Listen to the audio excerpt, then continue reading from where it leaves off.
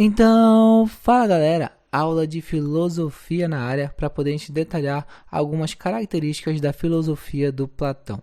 Hoje nós vamos falar sobre a dialética em Platão. O primeiro princípio aqui é te dizer que o Platão, novamente, foi um discípulo de Sócrates. E com isso eu não quero só ser redundante, eu estou querendo dizer que a boa parte da produção da obra escrita do Platão vai ser devotada a explicar a teoria socrática. Lembrando que todo o acervo que nós temos, todo tipo de escrito, o mais confiável que nós possuímos sobre o Sócrates, na verdade foi nos deixado pelo Platão. Platão escreveu várias obras, mas na sua maioria essas obras são constituídas de diálogos. Os diálogos de Platão envolvem personagens que conversam e desenvolvem ideias. O principal personagem dos diálogos platônicos foi, sem dúvida, o Sócrates. Tá? E como Platão é a fonte mais conhecida, os diálogos socráticos respondem pelo pensamento do Sócrates em si. Os diálogos platônicos podem ser divididos em várias formas por diferentes autores, mas em geral são classificados em 4 períodos: os diálogos da juventude, ou também chamados de diálogos socráticos, os diálogos ditos de transição, os diálogos da maturidade e os diálogos considerados da velhice. O que importa aqui é que você entenda que metade da vida do Platão foi dedicada basicamente à produção, à reprodução da obra do seu mestre, mas que num determinado momento ele começa a desenvolver um pensamento próprio. Ou seja, um bom discípulo é aquele que se afasta do pensamento do seu mestre e não apenas repete-o. Mas quem foi mesmo esse Platão? Platão era um apelido de um cara chamado Aristócles. Aristócles foi um filósofo importante do período clássico da Grécia Antiga, é um dos principais filósofos da Grécia e talvez um dos principais legados da humanidade. Toda vez que nós formos aqui colocar a importância de um autor, não tira de mente que eu não estou falando que a ideia dele é melhor ou que ela durou mais tempo na humanidade, mas sim que ela teve influência maior sobre as pessoas que vieram depois. Então Platão é importante acima de todas as coisas. Ele está certo ou errado e muitas ideias ele traz boas contribuições para o pensamento contemporâneo, mas acima de tudo por causa da grande influência dele. Esse cara vai influenciar todo o pensamento clássico, vai influenciar boa parte da Idade Média e é em contraposição ao pensamento platônico que vai nascer uma filosofia contemporânea depois. Por exemplo, em Nietzsche, uma luta contra o que o Platão fez. Então esse cara é essencial para o pensamento, para a construção da filosofia ocidental. Aristóteles é o nome dele, Platão é um apelido que tem a ver com a musculatura, já que como bom grego ele também era soldado, né? Bem, aqui eu tenho uma imagem da academia, né? Na verdade esse quadro é chamado de Escola de Atenas, tá? E esse quadro ele foi pintado para poder representar como seria o ambiente da academia de Platão. A academia foi uma espécie de escola que o Platão montou num espaço que era público, já era chamado de academia.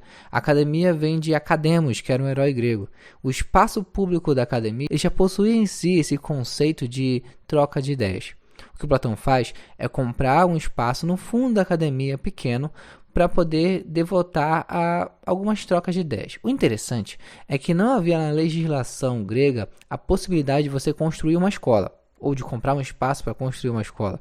Então o que o Platão deve ter feito é construir um espaço para um templo. Então juridicamente a academia era um templo, mas era só uma forma de mascarar ou permitir que ele desse as suas aulas. Então a academia foi a escola do Platão, um espaço onde as pessoas entravam e debatiam sobre as coisas, tá? Elas rivalizavam nesse período com uma outra escola, a escola de um sofista famoso, né, o Sócrates. O Sócrates permitia uma educação formal, em que as pessoas ouviam a obra dele, escutavam aquilo que tinham que fazer e seguiam, que parece muito com o nosso modelo de escola. Já no modelo da academia do Platão, nós vamos ver na dialética dele, o que há é a contraposição de ideias e a formulação de um conhecimento próprio pelas pessoas. Platão sai conversando com as pessoas, debatendo, pegando o que as ideias delas trazem em comum para gerar um novo conhecimento. Uma fonte não muito confiável, bem posterior ao período próprio do Platão, vai mostrar que na porta da academia estaria escrito a frase: não entre quem não souber geometria.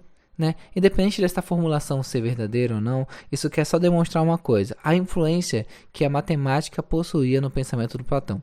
Platão dava um valor, como todo filósofo antigo, à matemática. Basta você lembrar que caras como Tales e Pitágoras são filósofos, acima de tudo.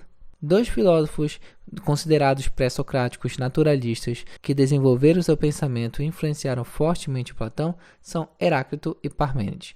Heráclito, aquele cara que considerava que a arquê do mundo era o fogo, vai entender que tudo no mundo é movimento e que dessa tensão desses opostos, desses movimentos, ocorre uma nova coisa. Já o Parmênides acredita que esse movimento, na realidade, é tudo baseado nos sentidos e, portanto, uma ilusão.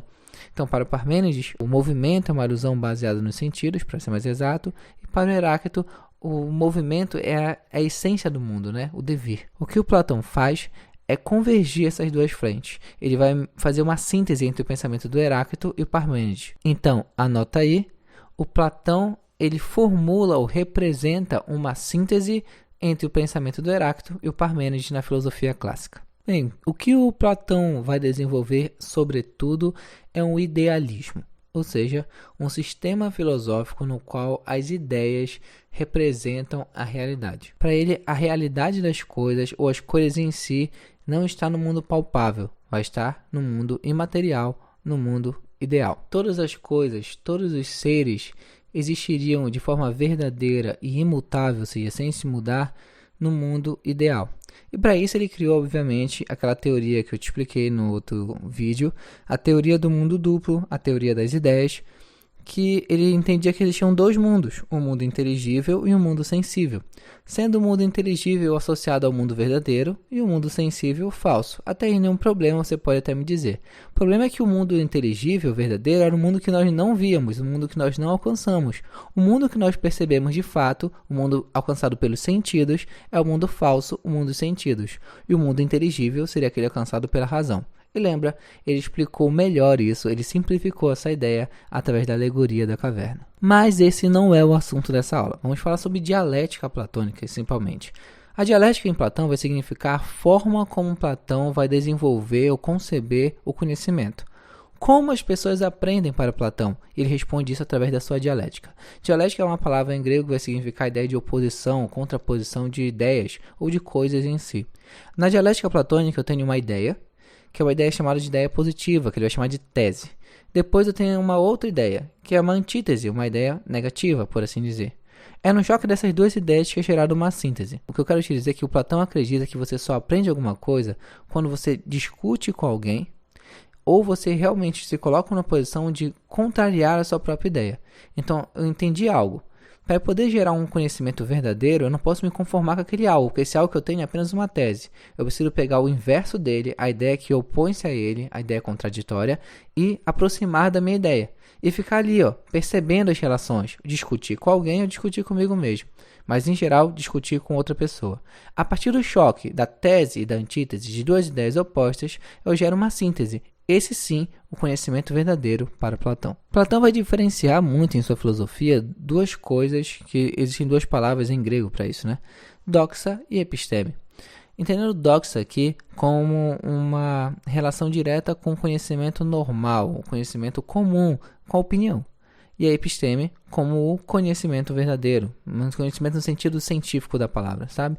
Não conhecimento qualquer. Em resumo, a doxa faria referência ao conhecimento falso e a episteme ao conhecimento verdadeiro, aquele do mundo das ideias. Bem, para poder terminar essa teoria do conhecimento do Platão, de entender como é que esse autor compreendia nosso conhecimento, a forma que nós aprendemos, falta te explicar a relação entre a teoria do conhecimento e o mundo das ideias. No mundo das ideias estão coisas imortais, coisas que são infinitas, como nós falamos na última aula. Já no mundo sensível estão coisas mortais, coisas que acabam, limitadas. Bem, para Platão, o que acontece é que todos nós somos almas imortais. Então ele acreditava na reencarnação, um modelo de reencarnação. Todos nós nascemos no mundo das ideias, no mundo inteligível, esse mundo infinito e perfeito onde as coisas são como são.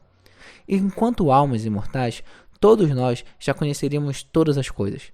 Então, eu já sei tudo o que possui no mundo. Todas as coisas eu já tenho conhecimento. O que acontece é que durante algum período da tua vida, você vem para a Terra e você encarna num corpo.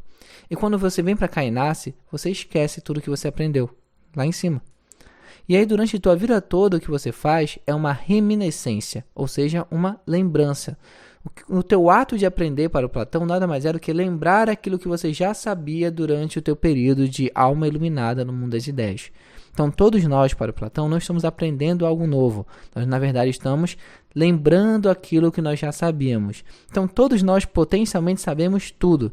Professor, mesmo uma descoberta, assim, Platão vai entender que uma descoberta nada mais foi do que alguém que lembrou primeiro de algo que os outros não lembraram. Então, quando você não sabe matemática, você aprende matemática, na visão platônica, o que você está fazendo é lembrar o assunto específico de matemática que você já sabia enquanto alma imortal do universo. Meus caros, é isso de Platão. Espero que vocês tenham gostado. Valeu!